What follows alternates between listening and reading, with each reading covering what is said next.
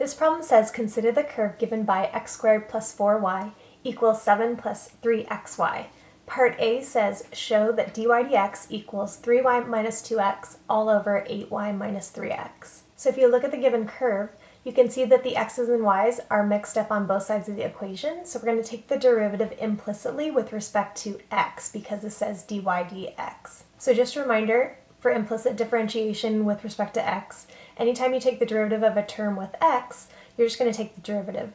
But if the term has a y in it, we're going to tack on a dy dx at the end of the term once we take the derivative. So first, the derivative of x squared is 2x. The derivative of 4y squared is going to be 8y. Since this term doesn't have an x in it, when we take the derivative, we're multiplying by dy dx. The derivative of this 7 would be 0, so we're not going to write anything. This term has x and y in it, so in order to take the derivative, we're going to apply the product rule. The derivative of 3x is 3. The derivative of y is 1. Because this is an x, we're going to multiply by dy dx.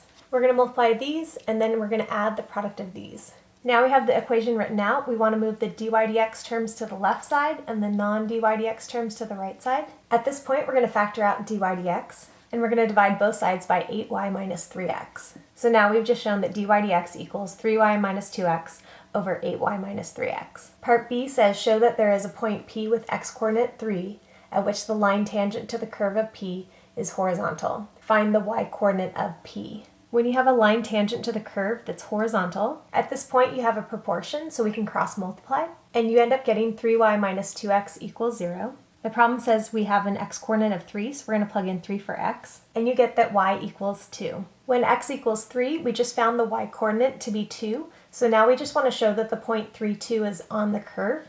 So we'll take those values and plug them into the original equation. I plugged 3 in for x and 2 for y, and now I just want to show that this will give you a true statement. So we end up getting a true statement, so we can conclude therefore there is a point P, 3, 2, on the curve, and the slope at this point is 0. Part C says find the value of d2y over dx squared at the point P found in part B. Does the curve have a local max, local min, or neither at point P? Justify your answer. So this is the first derivative. In order to find the second derivative, d2y over dx squared, we're going to use the quotient rule. Make sure when using the quotient rule, we're still doing implicit differentiation. So for the quotient rule, we start low and then d high. D high is the derivative of the top. To take the derivative of the top, we're going to start here. The derivative of 3y is 3, and then we're going to times by dy dx. And the derivative of negative 2x is negative 2. So we have low d high. Now we're going to go minus high d low. So here's high and then d low. To take the derivative of 8y, it's going to be 8. And then we're going to times by dy dx. And the derivative of negative 3x is negative 3. And then on the bottom, we're going to do low squared. Okay, next we're going to plug in point P, 3 for x and 2 for y.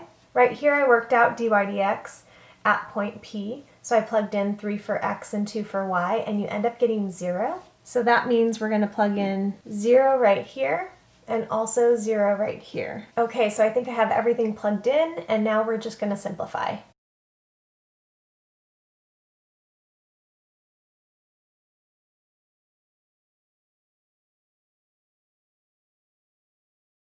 So for the second derivative at point P, you end up getting negative 2/7.